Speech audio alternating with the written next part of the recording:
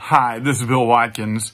We're going to take a few moments this morning and just look at Mark chapter 4, verses 21 through 23. Jesus says, "Is a lamp brought in to be put under a basket or under a bed and not on a stand?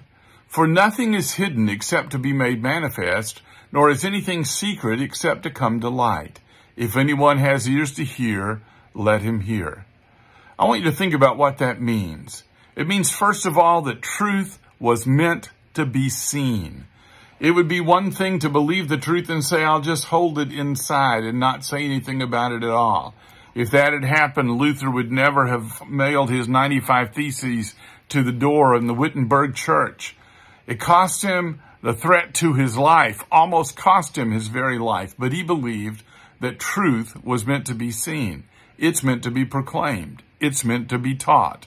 Don't be afraid to do it. In the second place, I would tell you that Christianity is meant to be seen. There was an interesting thing that happened in the days that Paul is writing, and that is that the emperor demanded that they worship him.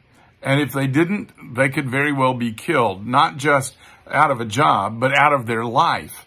But they had to have a certificate. If they had one, then they could worship God and Jesus all they wanted, but they had to have the certificate.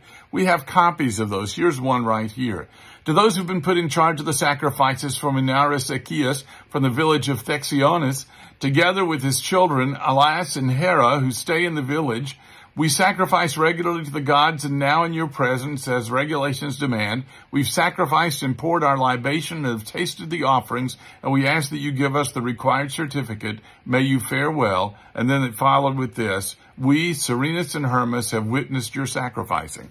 If they had that in their hand, they could worship Jesus all day long. All they had to do was do this and worship the emperor, and then they could have worshiped Jesus all they wanted. It was just a legal thing. But guess what?